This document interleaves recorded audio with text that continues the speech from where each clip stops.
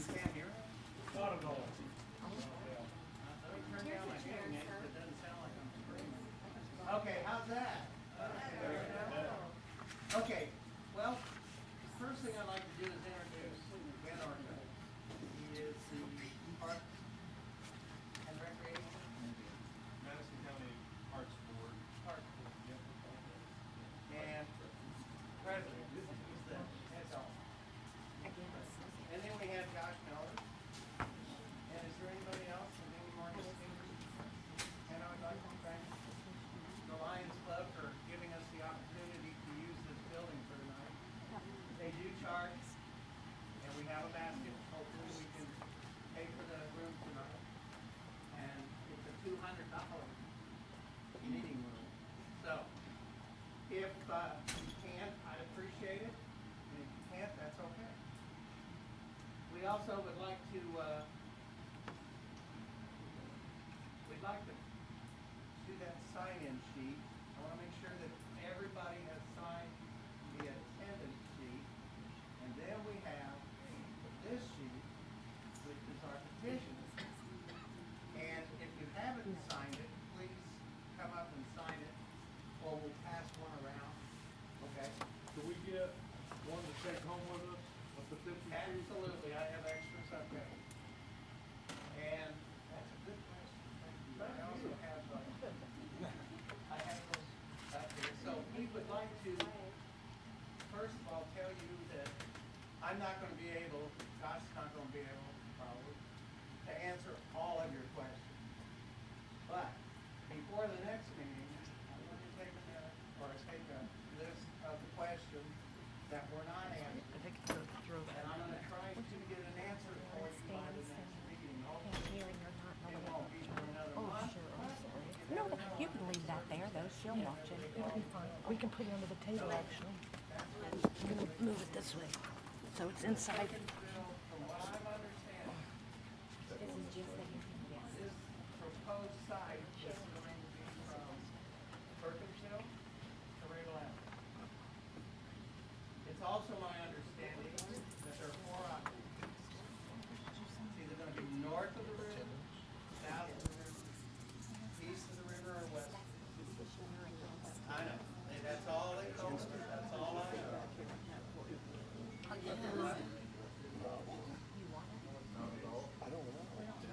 Well, that's okay. East of A Street, west of A Street, south of A Street. A point of clarity, what the board communicated was north of the river, south of the river, and then north of West State Street and south of West State. That's what the board communicated. Ben, would you agree with that? Yeah, that's very accurate. Yeah.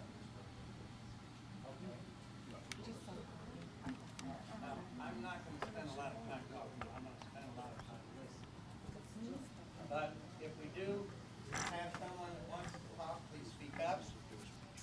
And let's be courteous enough to let them talk. It's easy to interrupt, but it's hard to talk, especially in a group this big. So if you have something to say, please say it. If it's redundant, like they did at the last meeting, then don't please whip a dead horse. Let's try to keep it alive and keep things on track. How's that? Okay, so is there anyone who would like to ask a question, make a statement? Go ahead. So like Don said, I'm Josh Miller, and just for complete clarity here, this is not an official meeting. There's no official representation or board minutes or discussions being voted on here. This is just a gathering of concerned citizens for the area, which Don and I'd like to introduce Dr. Jones, who's here. He's one of our leaders. But yeah, this is just meant to be an informational setting for those of us that were at the park board meeting, and for clarity, because the park board doesn't have some answers, so we may not either go to this event to the meeting. But I'm very appreciative. Mr. Ben Orcutt took time out of his day to come and to listen and hear questions as well. So to speak to this group, I'm very excited that Ben came tonight, and I'm very appreciative that he took time out of his day. So, Ben, would you like to say anything now, or just kind of wait? I'm here to listen. This is obviously has become a little bit of a contentious project, mostly due to what's being shared online and some details. I'm happy to answer any questions that I can. I'm happy to hear any input back. I may not have every answer, obviously, to every question. Things are we are in the early design, not even design phases of this yet. This is in the planning exploration stage at this point, which is why we have so little concrete specific information. So, again, I'm here to listen. I'm not here to give a speech in any way. Anything I can be helpful with as well. Ben, I think you had a question in front. How long is this money available to the park board to make this happen before it goes away? In this initial project, we're using, the county commissioners have allocated ARPA funding to this, and that's ARPA funding that was from the federal government that the county has had for quite some time. They gave $4 million to the Parks Department to explore these ideas here and start building. Excuse So me. it's not only Madison County, it's just the Parks Department. Madison County has much more money, much more ARPA money that is being spent a whole variety of ways. They have designated some of it to the Parks Department to start building, a new Parks Department. We have never had one in Madison County previous. What's that acronym?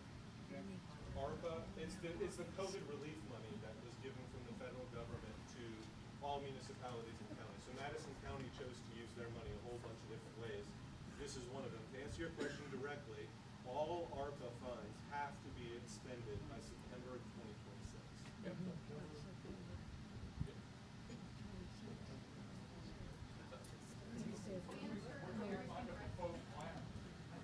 I'm sorry? On Madison County's website, Madison County undertook a variety of studies with that ARPA funds, and those variety of studies have initiated a variety of projects.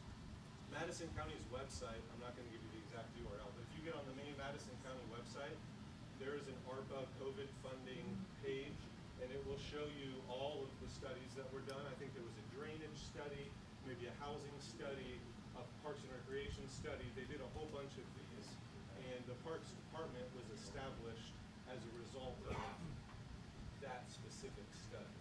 So all of those results are on the county's website. And if you sign it in, sir, we can email that out to the group. So me personally, I had a hard time navigating the county website. I don't spend a lot of time on it, so it was helpful that it was emailed out to me and signed in on the sheet. We can make sure everybody that signs in on the sheet has a copy of that. One point of order, so this side of the room is still empty. If we have people that just take a minute and shuffle or move seats if they need to, so people can come in. And just introduce people as they come in. I know Sheriff John Beeman's trying to stay in the back, but we thank you, Sheriff Beeman, for attending this meeting.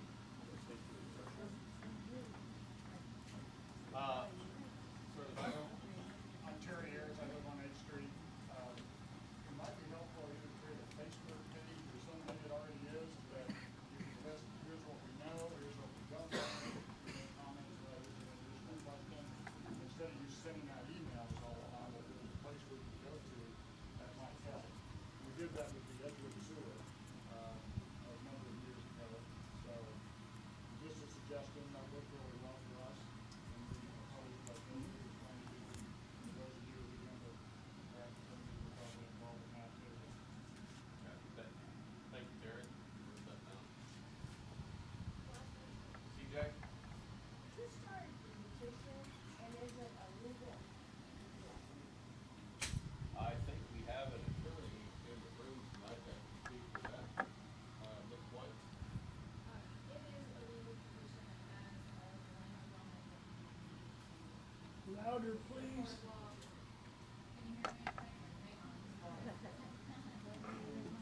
Use your outside voice. Yeah, come on, Lorraine.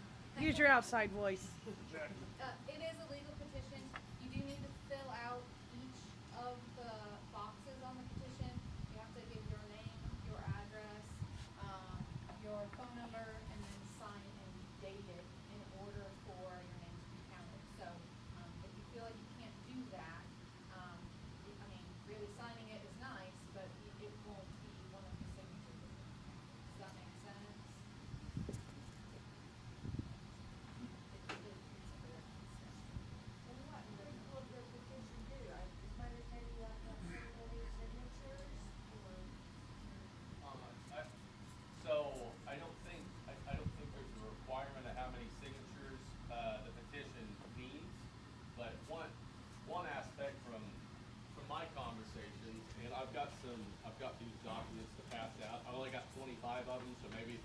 have the ability to take a picture with your phone and pass it on.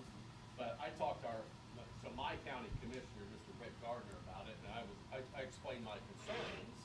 And that at that point in time, he didn't know anything about the I don't want to call it a contentious issue, but the conflicts that were arising with this. So with the petition, it could be, then that petition can be sent to our elected officials, because the park board is all appointed.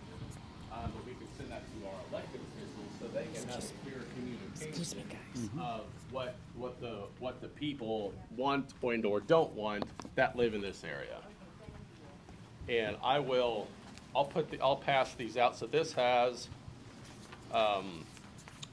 the park board's email on it, as well as the commissioners, and those can go around. And the only thing I would ask, and another point of order of this meeting, which I'm sure does not need to be brought up, but I refer to these as kindergarten rules. Be nice. At the end of the day, we're all neighbors. We may agree, we may disagree, but at the end of the day, we need to be nice. We need to be respectful. We need to communicate our message in a form that can be well received to our elected officials and our appointed officials. I would also say, I know that there's a lot of people here. I don't know if Josh made enough copies for everyone. So if you are able to take a photograph of the page, instead of taking a copy of the page, I think that would be helpful to those people that only handle paper. If you are someone that can just take a picture. Yes, sir. Clarify on the petition, what regulations on the qualifying to sign it for those that don't age. Anybody can sign. Well, and I'll make my statement from what I've been communicated to, and the attorney can tell me if I'm accurate or not. But what I've been communicated to, it's 18 years of age and a Madison County resident. At least my thought and my vision, and Ms. White can correct me, but if you're not a resident of Madison County and you're not of legal voting age, then perhaps this wouldn't be the petition for you. Can you clarify that for us? So, I mean, if you've read the petition, you can see at this point the petition is basically just telling them that you don't want the trail where it is, right? So if it is someone that doesn't live in Madison County, it probably doesn't hold as much weight as a resident of Madison County that's signing it. I don't think you need to be along 8th Street or within this general, section that they've cordoned off in order to sign it. I think you could be any resident of Madison County to sign it. But I would say it probably doesn't hold as much weight if you're outside of Madison County. A petition like this is more so that the board will understand what the citizenry wants, right? And so if you were to have a lot of signatures on a petition like this and then take it in front of the park board, they could understand that maybe this isn't the place that they should be putting this trail, and maybe they should look at another place to put the trail. Does that make sense? Absolutely. Good, thank you. Thank you. Anybody? Oh,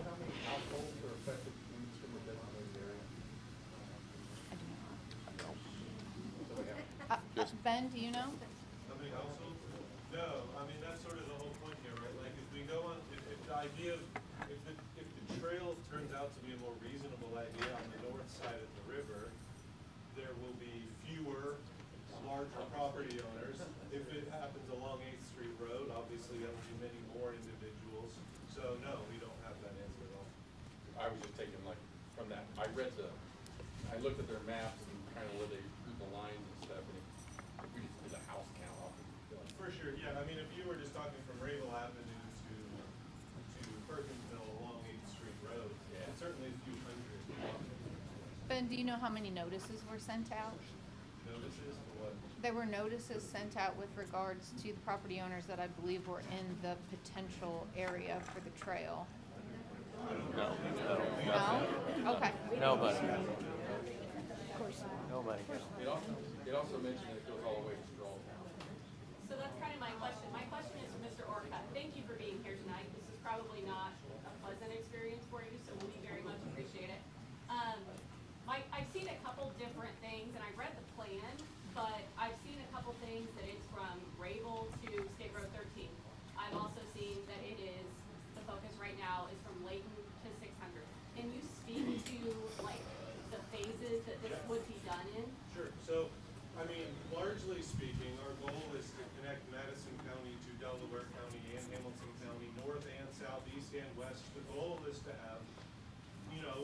recreational amenities that connect all of our communities, right? So if we're speaking large scale, the idea of having trail from Muncie to Indianapolis along the White River, huge sections of that have been done for years. So we're sort of one of the missing pieces in that larger network plan. And when I say network plan, the state of Indiana, Department of Natural Resources has had what they call a visionary trail network map for decades now. Indiana has some of the fastest growing bicycle and pedestrian trail networks in the country. And many, many people really utilize them very well. It's adding to health and wellness, economics, all types of things. So on a large grand vision, as we talked about it initially, the idea of helping to connect from the east to the west side of our county is sort of the goal, generally speaking. Now, as a Madison County Parks Board who is using county ARPA funds for this initial project, we have been given the guidance, and we like the idea, of working specifically in the unincorporated parts of the county. The county doesn't want the county ARPA money to get spent really within any of the city limits. For obvious reasons, those cities got their own ARPA allocations. So in this point, what we're really looking at is Layton Road is the division between the city of Anderson and the county. So that would be sort of the easternmost thing that we could deal with. And then the westernmost thing that we could deal with would be 13, County Line. So that's what is being studied right now, as that's all within our jurisdiction. We would love to see the city of Anderson expand their trail networks. I'm advocating for that, but I have no involvement with the city formally. I can't do that. So, does that answer the question? Sort of, but it prompts another question. So, the Madison County Parks Board still technically has jurisdiction within the city of Anderson. You can do anything within a city. However, under this project, because of ARPA funds and the city of Anderson having their own ARPA funds, you are looking outside of city limits. That is very accurate. Thank you. Yes. Okay. Ms. Kimberly? I have a question then. Has any contract been awarded for the construction of the trail or the trail at this point? No. Okay, I'm just quoting from a blog post from Frost Brown Todd, one of the largest blog posts in the country. Sorry. But this Frost Brown Todd, we have an office downtown Indianapolis, one of the largest law firms in the country. And they sent out bulletins last year, all throughout the year, saying passing a budget or an ARPA spending plan does not obligate funds. Instead, recipients, meaning Madison County, must enter into a contract by December 31st, 2024, or they will have to return that money to the treasury. Ding, ding, ding. Yeah, we signed a contract, the Madison County Parks Board signed a contract with the commissioners. It's the, I don't wanna get into, I guess I don't wanna speak specifically because I don't know all of the laws, but basically the commissioners allocate where that money goes. And they gave a chunk of it to the Parks Department to spend. So we have not, is that, I don't wanna misspeak here, I hope I'm answering the question. Well, no, because the question I'm asking is, do you have a contract? It has to be a contract with a scope of work and a budget and with a third party, not with the commissioners. It has to be, that's the definition according to Frost Brown Todd, to be obligated. And if you're not obligated, it is subject to approval by the treasury. So I wish somebody from the county would call the treasury and find out if we get to keep this money before everybody does more work. I don't understand. My understanding is the lawyers that, I mean, this all went through many processes. There was an ARPA committee. There were many, many processes well before my involvement that chose where this money was gonna go. And I guess I'll just say, I'm assuming that the lawyers vetted that all properly in the sense that, this money is being spent many different ways. And, yeah, I'm not answering your question, I can say, but. Okay, If I'd like to there's a interrupt one. specific question, we can definitely get the lawyers to draft a That's formal my response. specific question. My specific question is, do you have a contract with a budget, with a third party, with a scope of work for this trail? Because if you don't, I wish somebody from the county would call the treasury and find out if you have to return this money before you go spend it.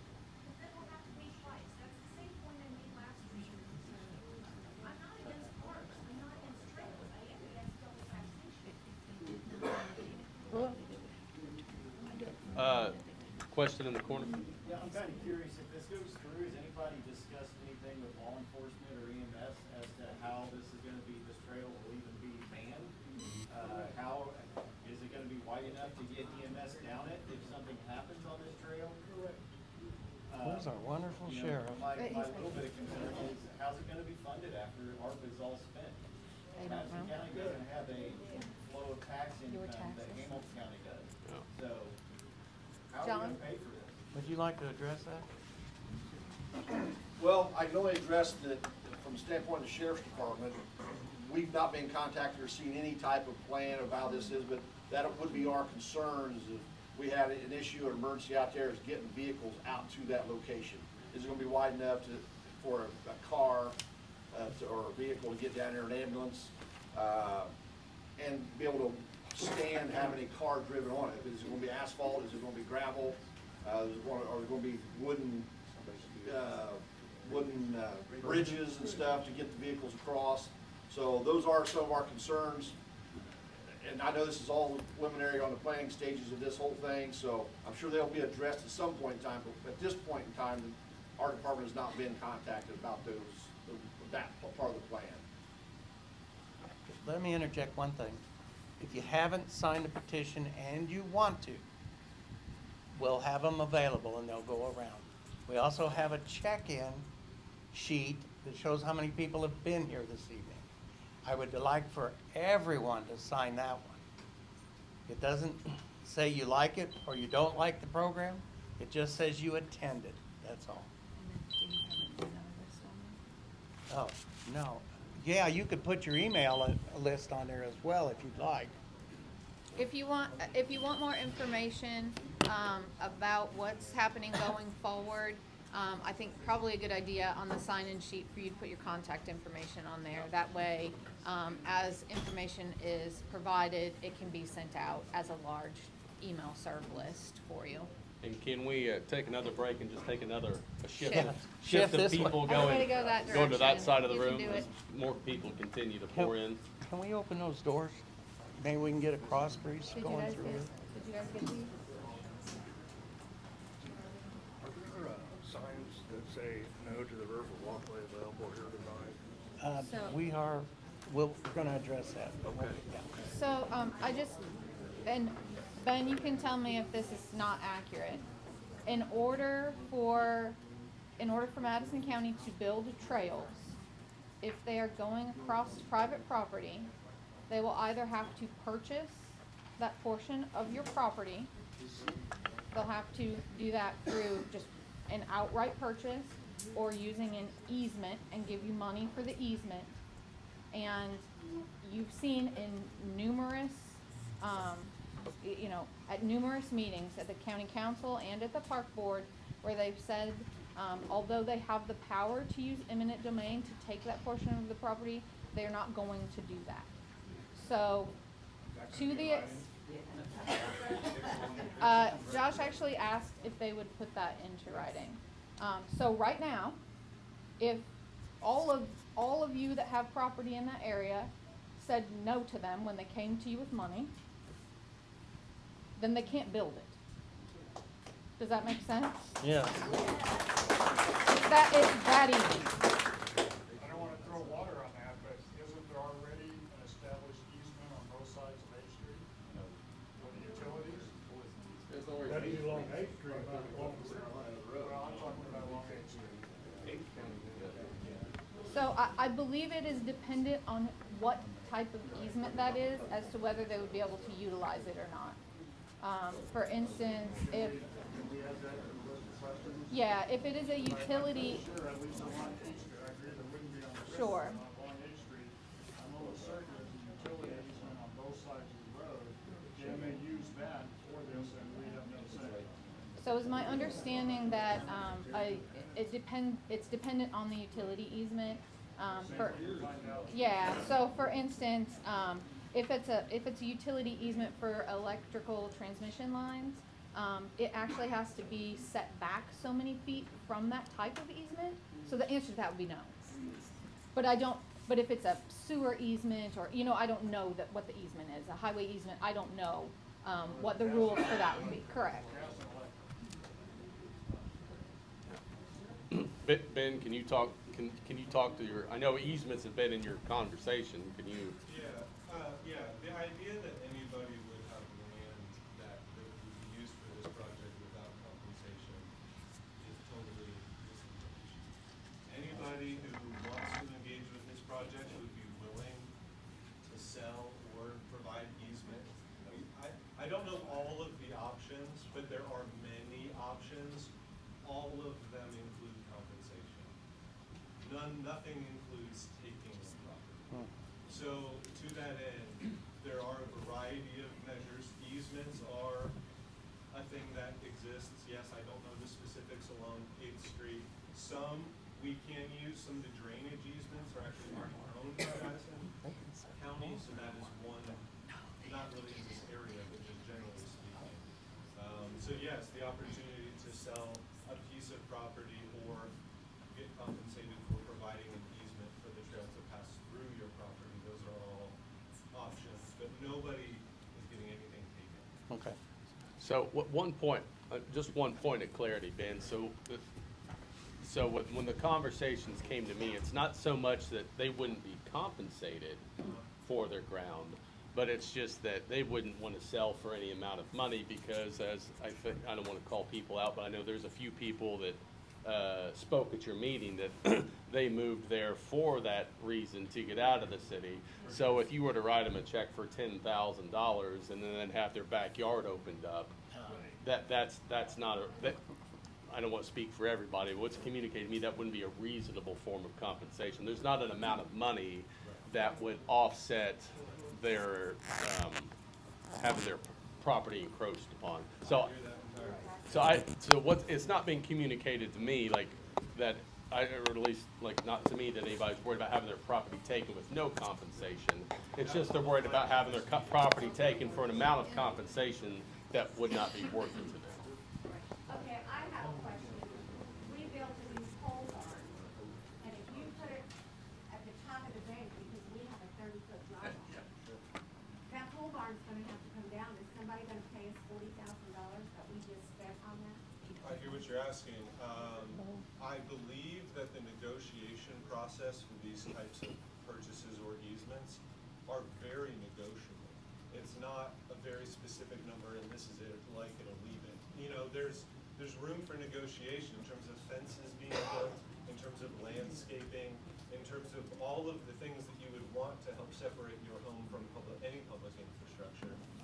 Those are all options. So I don't want to say absolutely yes, because I can't say that, but also not no.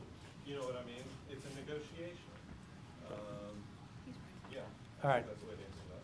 Ben, I have on to that point. So what you're saying is that nobody will be required to sell even if for an amount of money. It would be totally up to the homeowners, their option to sell. Is that what you're saying? Or would there be a compensation like, hey, we're gonna give you, I don't know, $10,000 and you have to sell? At this point, no, there's no way that I would be telling you you have to give it to me. Okay, all right. Thank you. That Mr. wouldn't apply to easements again. That's why that's such an important question. If there's an easement in front of your property, like on 8th Street, and it allows for this, you'll have no say. Mr. Kilburn? Instead of having a trail, can the parks buy a large section of land by the river, put in a canoe launch, and then have, like over at the Pee-wee Park, have trails in one area so it doesn't affect, if you could get a landowner that wanted to sell property, and then we wouldn't have the trail, but we would have trails on a certain. Yeah, and I hear exactly what you're asking. Could it happen? Yes, absolutely. The idea that the Madison County Parks Department would eventually own a large swath of land that is a park, maybe sort of nature reserve style, maybe ball field, you know, those types of things all exist within parks. That is not our initial focus. The Parks Department was really established with the goal of connectivity, which sort of lends itself to linear trails and paths more than individual swaths of land. But it's certainly within the realm of possibility. Since you've only got basically 1 year to work with, and is there anyone in here that's for the trail going the whole length? So, So with that in mind, could we concentrate on trying to find a large section of land It's a even the, very- down at Bungee's, where that launch is at. You know, expand that, put up a pavilion, put out picnic tables, you know, stuff like that. They don't even take care of that. Right. They don't even take care of that. This gentleman over here. Thank And you the very homeless much. Hold on. encampments have taken over Steve? our trails in Anderson, and you should see the condition of those. I got lots of pictures. Because I do have a group about water and Facebook stuff, so if you find me, Madison County Water Watch, or toxic taps, then I can show you everything going on with your county, including some of the people he's referring to, not saying eminent domain, but she did say it at county council about some other projects. I got that on video, but that's for another discussion, and she's not here to defend herself. So carry on. Sir, Has anybody come up with a number of how many homeless encampments you guys have had to take down in Anderson along the bike trail? He's gonna get pissed at me. Is that possibly gonna spread out to our backyards and front yards? Actually, Nicole, do you know? I know that you did some work with the homeless. Do you have any idea how many homeless encampments there were along the trails in Oh, I Anderson? have maps. I have maps. I They thought went all so. the way down to Rangeline Nature Preserve. Ben did help get that cleaned up, and we pushed them back down towards the city. The city, to get the one down by Dossett's Garage cleaned up, it cost about $100,000. And they had bottles of human excrement up to my waist. And no amount of Army training and biohazard chemical certifications could have prepared me for what I walked into when we got it cleaned up. So, Are you gonna have to add more patrolmen to cover a bigger area along this trail? And now you're gonna be tackling, helping with some of it in the city possibly, and out in the county? And Well, we'd have to look at because we have officers assigned to sectors, and that trail, in theory, would cut across more than one sector, or all be in one. I don't know, I have to look at the map, but, you know, you've got so many officers there to respond to calls, whether it's one, but, you know, as far as adding officers, I don't know, it'd just be another aspect of their routine patrol that they'd have to be prepared to go down a trail for something, you know, the call boxes are there for police and things like that, that you see in other trails, in other cities and places like that. But, like I said, we do have, you know, we'll voice that when the time has come, but when they make that, where's the sheriff's department's, concerns and things that when and if it gets to that stage. Thank you. One more question, and then I want to do a little presentation, then we'll ask more. We'll ask. When you said the ARPA funds that were directed to you for this project were $4 million, is that what you said? Yes, okay, and how much has been spent already of that on the different projects, the planning? Is that planning and the one that is currently being done right now? I don't have a hard number for you. Way less than a million. Like, not even hundreds of thousands probably. The contract with the engineering firm has, What engineering firm is that? Burgess and Eichel. Okay. They're out of Indianapolis, or Indy region. They have been involved in developing many other trails through central Indiana, so they're very expert in this, in terms of the construction process and how the whole thing goes. So we're using a little bit different of a building technique or a design technique with this. I don't want to get into all of it. It's sort of nuanced, but the point is, we hired the engineering and contractor and, not contractor, one is the right word. So the engineers, the designers, the planners, we engaged them much earlier in the process than is typical for a government. Typical, you sort of design a whole thing out and then you bid it. And this is a BOT, it's a little bit different. So we've engaged some of these parties really early in the process, which is why this feels like it's moving fast, but it is truly in the exploration phase. Okay. So the $4 million, well, it's less than $4 million now.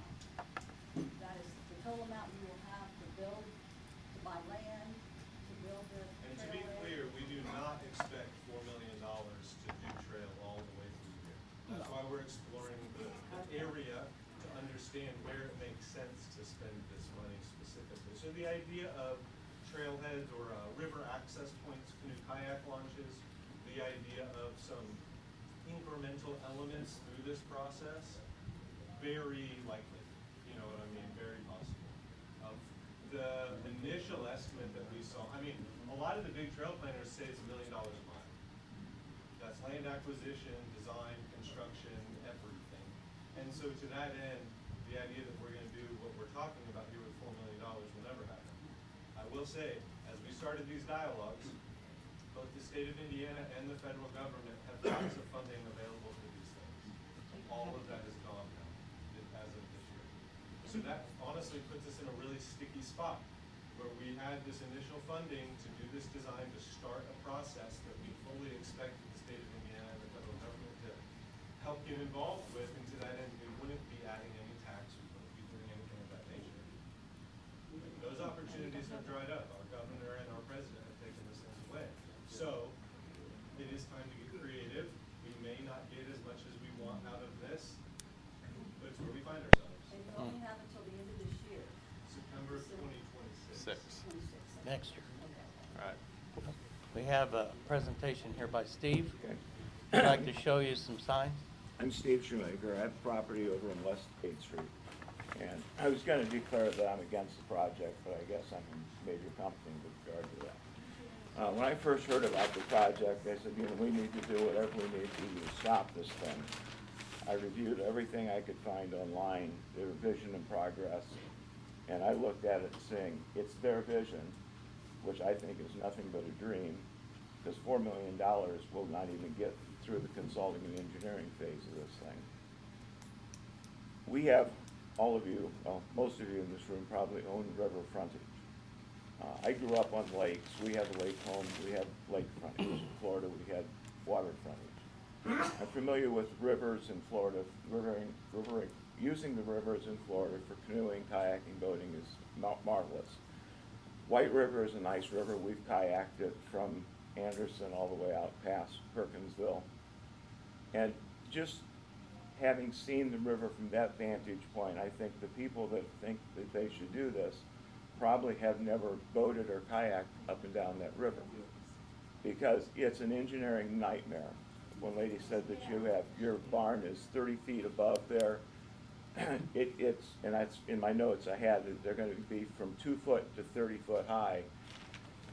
They can't build obviously at 30 feet, they can't excavate down to the river, so people are going to be 30 foot above the river. The changes in elevation are going to be ridiculous. Nevertheless, I talked to Dr. Jones, who is my neighbor, and I said, I owned a sign business since 1981. Mostly retired, but I still own the company and just do a few things in-house, mostly for myself and friends. I came up with a sign. This is in progress. This is a 20 by 24 inch sign, and it says clearly, stop the White River Greenway project, and then I put on the bottom, browse Anderson, Indiana, White River Greenway project. Because there's just a wealth of information if you just browse that. These signs are printed on a very high quality chloroplast materials, the kind of typically used in parks, ballparks, and so forth. So I don't know how long this nonsense is going to go on, but these signs are printed with a UV color fast ink, and these signs are extremely durable and not going to bend and break up like a typical chloroplast. This is like 2.5 times that. I've had 48 of them in progress right now. We've got the stop printed on both sides. We're waiting on the screen for the black image to go on there. They're available with the step stakes, and I'm making them available to everybody for nothing. They're free of charge. So I want to see this.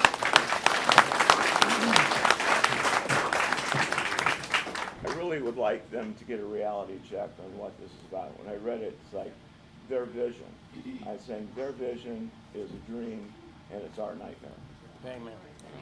The Riverway Trails, I originally grew up in Fort Wayne. When I got to be an adult, my wife and I left and bought a home up on a lake in northern Indiana. And then we had river and lake property down in Florida as well. We're exclusively water property. We own 13 properties, and all but 2 of them, which are commercial, or waterfront. So I understand the value of waterfront. I don't think the planners comprehend what the value of the land is worth. Lakefront property is the value of that property is determined by the value per foot of your lake frontage. And in northern Indiana, on a really small mud puddle lake, I'll call it, it would start at $3,000, and it goes up to $15,000 a running foot. I've not done research on it, I will. I owned a consulting company also, we did a lot of property appraisals and so forth, so I'm familiar with the research. But to think that you could buy a foot of river frontage on the White River for less than $500 to $1,000 a foot, it's going to be at least that much. So if you take the footage in the scope of the project they're talking about, hundreds of millions of dollars just for land acquisition. They say that they want 35 feet of dirt, of earth. I don't know about you, my property stakes are out in the river. So if they're 15 feet out in the river and they need 35 feet of land, you're going to be buying 50 feet of property from them. We have 260 feet of river frontage. That is 3/10 of an acre, or a third of an acre of ground.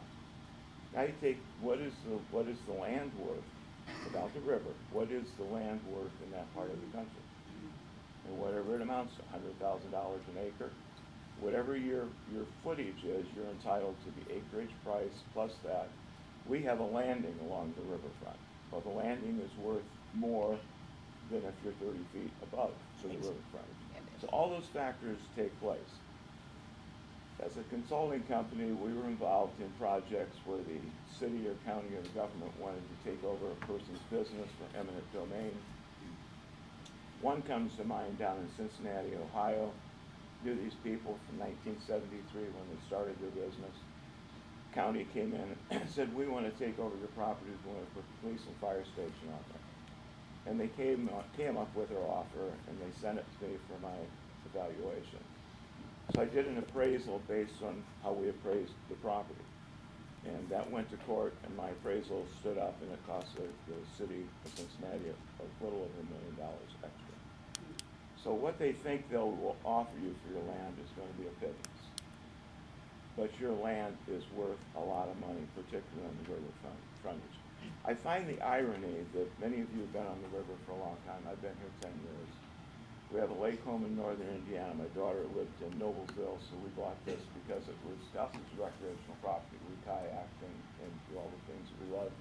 The water. So the irony is that now that we saw the value in the river 10 years ago in my case, some of you might be 30 or 40 years ago saw it. 20, 30 years ago, the government was allowing corporations to drop chemical waste in the river. Yep. Okay, killed the fish, the wildlife. That's right. We still have huge, because I've kayaked up and down the river. I didn't kayak up the river too much, but there's huge culverts for farmers' drain fields, which you know what that's doing to the water. I can't imagine the American Rescue Plan funds during COVID would have ever been envisioned. It's our tax money. Don't think the $4 million is yet. We've all paid that. That we would want that $4 million going to a bike trail. Somebody in this room wants a bike trail, but none of us do. Okay? It just doesn't make sense. American Rescue Plan, I'm just absolutely astonished when I come down here. I've had some major sicknesses the last 3 years, so we've hardly been here. A lot of surgeries and health problems. But when I come down here and see the amount of brownfields, these are vacant businesses, vacant buildings, I'll go out Scatterfield, go along the west side of Anderson, go along the north side. The businesses are gone. Seems like $4 million invested in enticing businesses to come back into that community would be the right way to use an American Rescue Plan funds. Steve, just so we stay on topic and other people have a chance, but. That's fine. I got a lot to say, but I'm done. Great. But I have, All right, so I have 4 or that 5 gentleman pages in of the green notes. back Thank you. has a question. Thank you, Steve. Go ahead, sir. You want to speak? We're in LaGrange County, with the Raleigh. Yeah, Hamilton. Classified forests? Yes. What we're going to do with classified forests, they can't be built on or anything really done with them unless it's by the landowner, and he's very limited on what he can do with classified forests. Is that true? That's true. Okay, thank you. Just one comment I want to make. Rachel Christensen, who works for HWC Engineering, which has the contract to update to our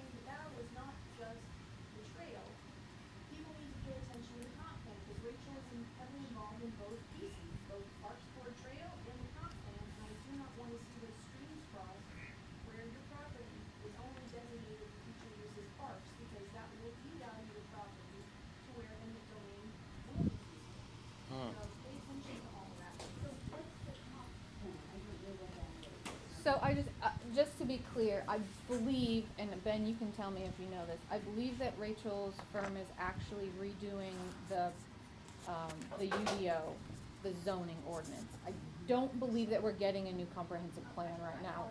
Yeah, it's okay. I don't believe that we're getting a new comprehensive plan right now. The last comprehensive plan for the county was done in 2021. It's typically 5 to 10 years before they do a new comp plan. I believe the one in 2021 cost between $200,000 and $300,000 to make. So, yeah, so I believe that her firm is redoing the UDO. She's correct, though. When they do redo the comp plan, that's going to be something that you are going to want to pay attention to with regards to land use. Typically, when a firm comes in to redo a comprehensive plan, they come in and they do a lot of surveys, ask a lot of questions. Sometimes they will hold public meetings in order to get information from the residents to see what you all want to do with the county. So just know that you'll be able to give input into that comprehensive plan. That's typically what happens there. And I've not seen anything saying that they're ready to redo the county's comprehensive plan. I believe they're redoing the city's comprehensive plan. Is that correct, Ben? But I don't, who has that contract? I don't know. I don't know that. I will say, a comprehensive plan that was done for Madison County a couple of years ago is honestly a dominant force for why the county decided to establish a parks department in the first place. There were tons of surveys done. They were at the county fair. They do all of these different things. And one of the highest priorities ranked by citizens of Madison County is quality of life issues and recreation and health and wellness. And bicycle, pedestrian infrastructure addresses all of those concerns. So there was nothing in the comprehensive plan that said, we want to see trail on 8th Street. But there was lots and lots and lots of support for public spaces, for parks and recreation generally. So those processes are where your voice can be heard. And I absolutely encourage everybody to engage in all of those processes. If you live within the city, get involved in the city's one. It needs a lot of work. I think the county's probably needs some work too, but to the point of, that is a great opportunity to engage, and that is also where a lot of the inspiration for this project came from. Okay, I would like to say one thing though. In conjunction with that, if you've ever lived on the river, and if you do live on the river, and you take a picture today of one specific spot on the river, come back next year at the exact time, the same date, and take another picture, it'll be completely different.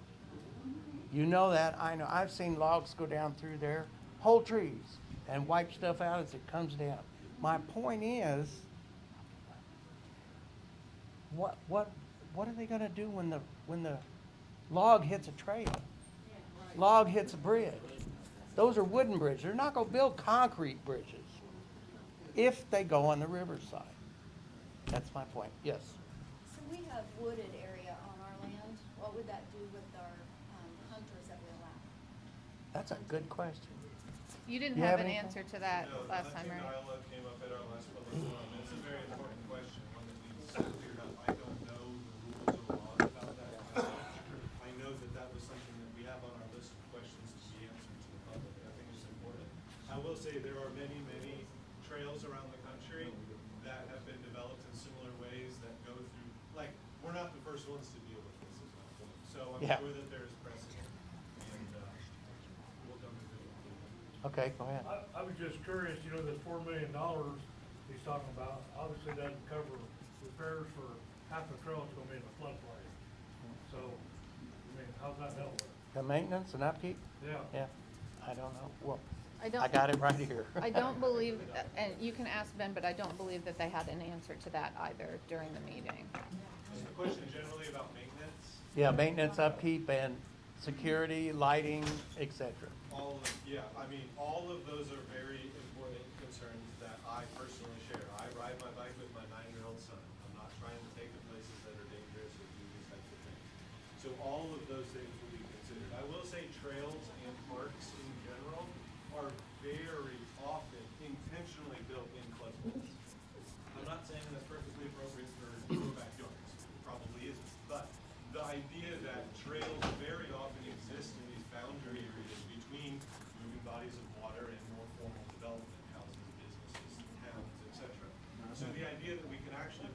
buffer into these. All the tree dialogues, natural spaces, there's very specific rules required for any, I don't know the exact ratio, but for any tree that comes down, there's gonna be a few new ones put in. There's wetland remediation that has to be done with any type of wetlands that get touched. There's very specific procedures to follow on these things, and all of them are being considered. We do not have all of those things answered, absolutely not, but they're all being considered. Ben, just a point of clarity, if I heard you right, so there was copious amounts of buy-in from Madison County that wants the trail park trail system, did I hear you correctly there? Yeah. Okay, so what my research says off of your plan on page 63, it says there were 17 people at the 4-H fair, 50 people at the birthday bicentennial bonanza, 17 people at the Heritage Fair, and 63 people from a Google survey form with no time specified. That's the parks plan specific, or just Madison County Comprehensive? That's figure 44, summary of engagement reach on page 63. So that's the park specific plan, and yes, the company that ran that specific park study had that engagement. It is severely limited, I will acknowledge that.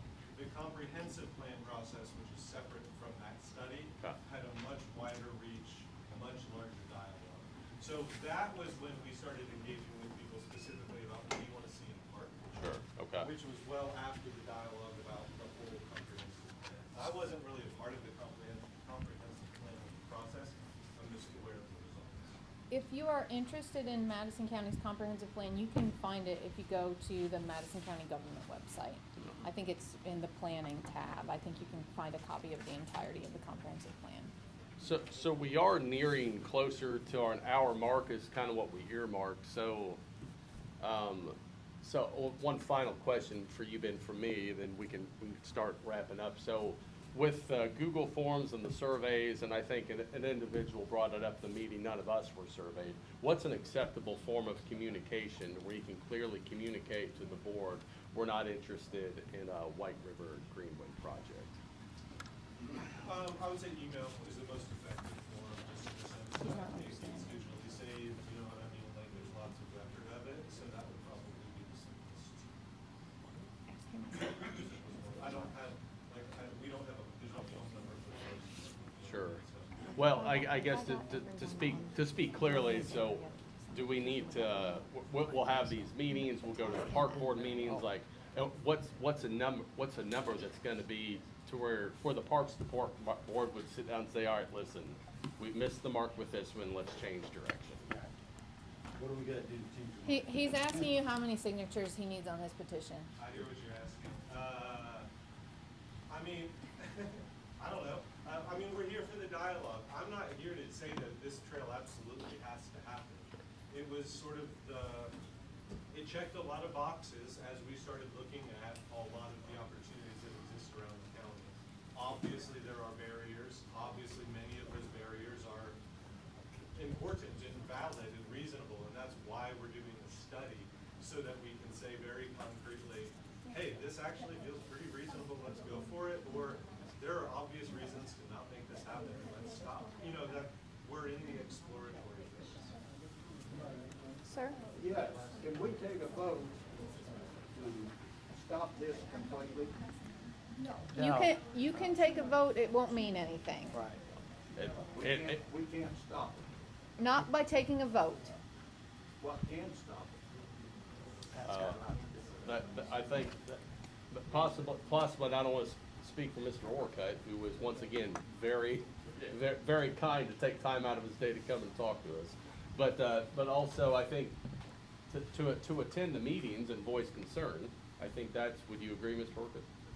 Yeah, attend the meetings, voice concern, and then once again with your elected officials, with your commissioners or your trustees or whatever, make sure you communicate that to them in written form, specifically the commissioners, because they, while they don't have authority on the park board, I would say they're influential. Would that be accurate, Ben?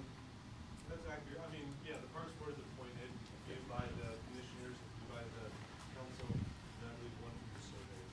Yeah. Okay, but Ben, aren't you supposed to take a vote eventually on this program?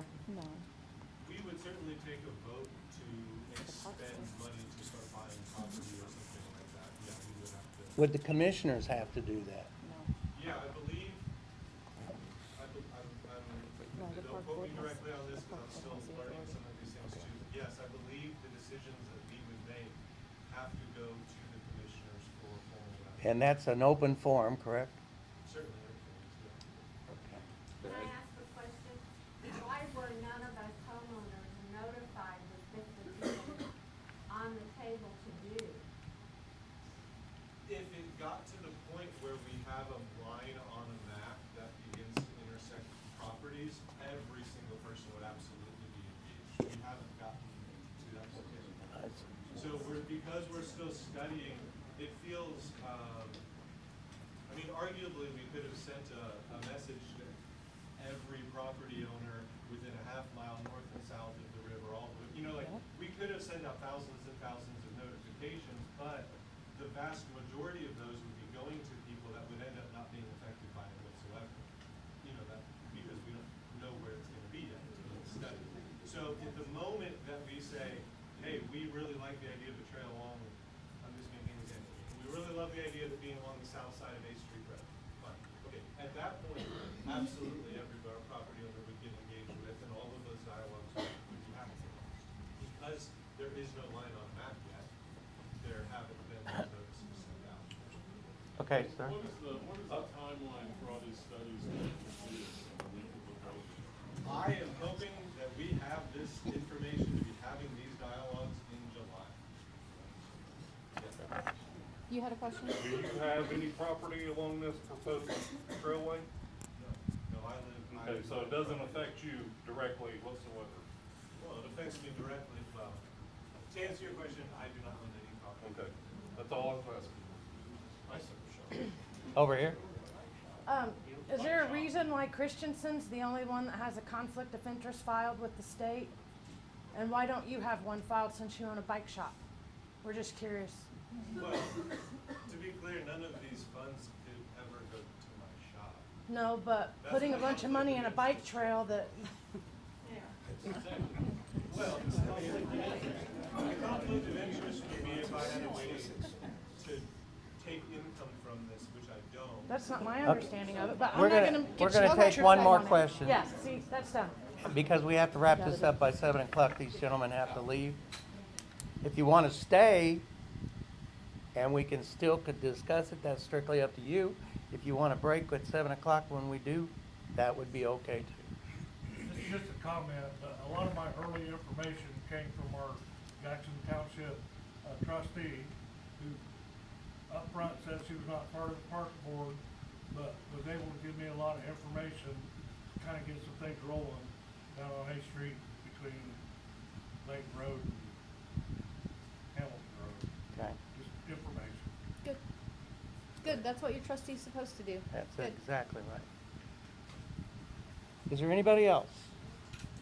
Where's your sign-in sheet? Okay. Over here. If you want to give your information so that you can get information, go over here and sign in. Please. And sign the petition if you haven't.